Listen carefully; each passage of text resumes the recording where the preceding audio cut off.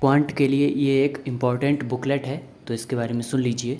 बहुत सारे बच्चे परचेज़ कर चुके हैं और रेगुलर परचेज़ हो रही है।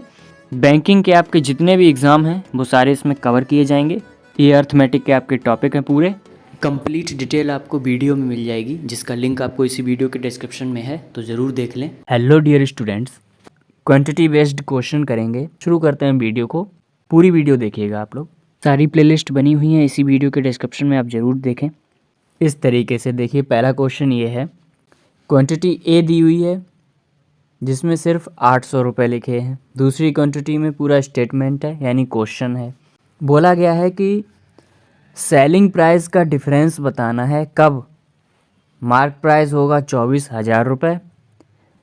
एक तो सिंगल डिस्काउंट दिया है 35% का, दूसरा दो सक्सेसिव डिस्काउंट दिए हैं 20% और 15% के। इन दोनों के सेलिंग प्राइस में डिफरेंस बताना है। देखिए, मार्क प्राइस कितना है, 24,000 रुपये। इसी पर डिस्काउंट देकर सेलिंग प्राइस आता है। सक्सेसिव वाला बड़ा होगा, ये आपको पता होना चाहिए। निकालते कैसे हैं, 20 + 15 माइनस 20 × 15/100। जब इसको आप सॉल्व करेंगे तो ये आएगा 32%, यानी ओवरऑल जो 2 सक्सेसिव डिस्काउंट हैं वो 32% हैं।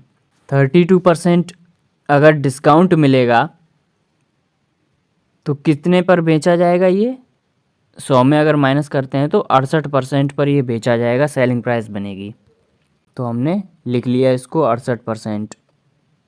डिफरेंस पूछा है, माइनस कर देंगे। दूसरी कंडीशन क्या बोली गई है, 24,000 पर 35% का डिस्काउंट दिया है। अगर हम 35% का डिस्काउंट देंगे तो बेचा कितने पर जाएगा? ये 65% पर बेचा जाएगा, तो एसपी बनेगी 65%। तो वो हमने लिख दिया 65%। देखिए, 2 जीरो से ये 2 जीरो गए, इस 2 जीरो से ये 2 जीरो गए। 240 तो हमारा कॉमन आ गया।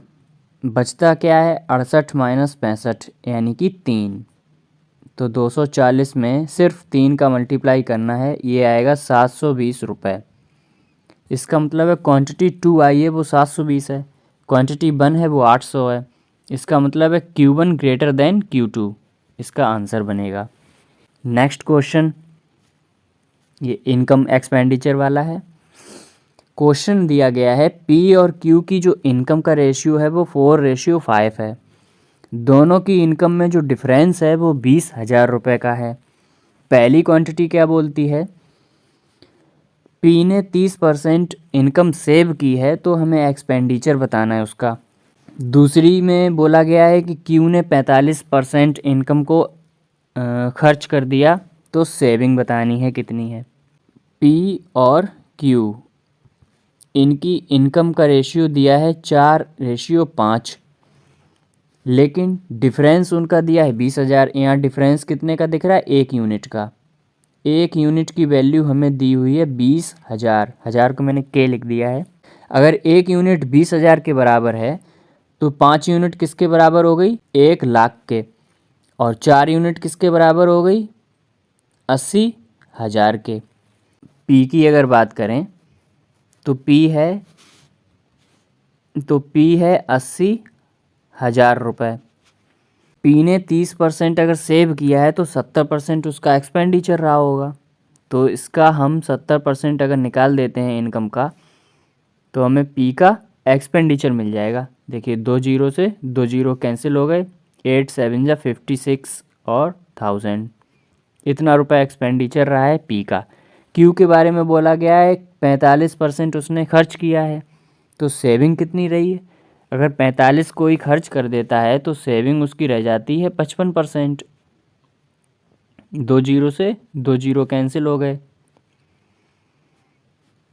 ये आ गया 55,000।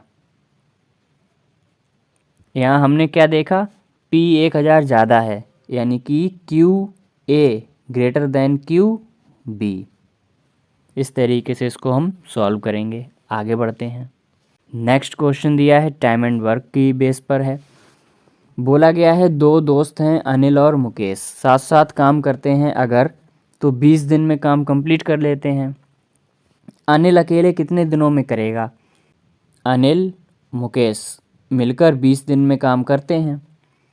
अनिल का बताना है अकेला कितने दिन में करेगा। स्टेटमेंट 1 बोला है हमसे मुकेश आधा काम 25 दिन में कर लेता है। अगर आधा काम मुकेश करेगा 25 दिन में तो पूरा काम कितने दिन में हो जाएगा? 50 दिन में।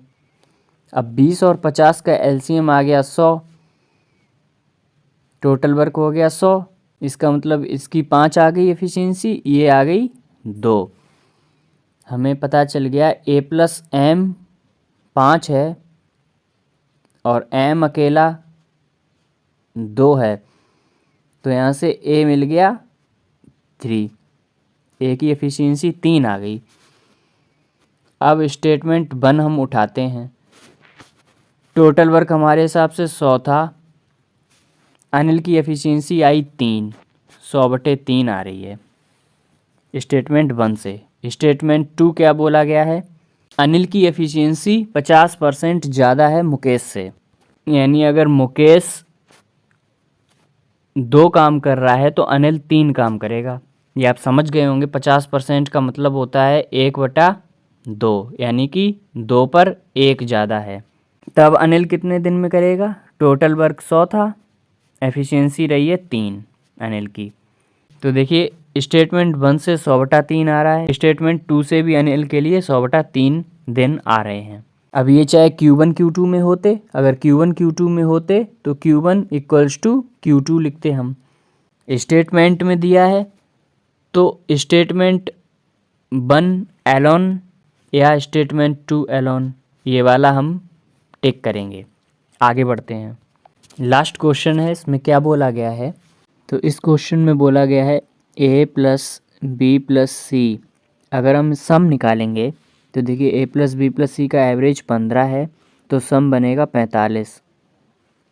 हमें दिया है a 13 है, c 18 है, तो b कितना निकल के आ जाएगा? 45 में -13 - 18, b की वैल्यू आ जाएगी 45 - 31, b बराबर आ जाएगा 14, b की वैल्यू आ गई 14।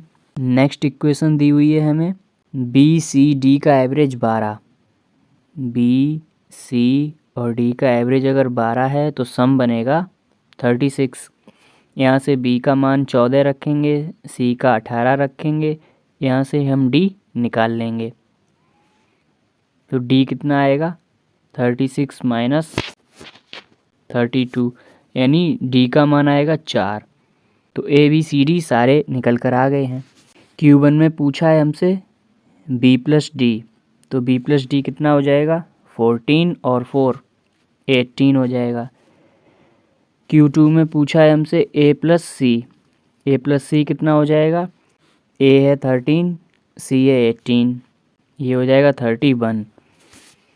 यहाँ से एक चीज़ समझ में आई है कि Q2 है वो बड़ा है Q1 से। इस तरीके से इसको हम सॉल्व करेंगे। क्वांट के लिए ये एक इम्पॉर्टेंट बुकलेट है, तो इसके बारे में सुन लीजिए। बहुत सारे बच्चे परचेज़ कर चुके हैं और रेगुलर परचेज़ हो रही है। बैंकिंग के आपके जितने भी एग्ज़ाम हैं वो सारे इसमें कवर किए जाएंगे। ये अर्थमेटिक के आपके टॉपिक हैं पूरे। कंप्लीट डिटेल आपको वीडियो में मिल जाएगी, जिसका लिंक आपको इसी वीडियो के डिस्क्रिप्शन में है, तो ज़रूर देख लें। इसी तरीके से वीडियोज़ आती रहेंगी, आप चैनल के साथ ज़रूर बने रहें। ध्यान रखें अपना, पढ़ाई करते रहें। बाय।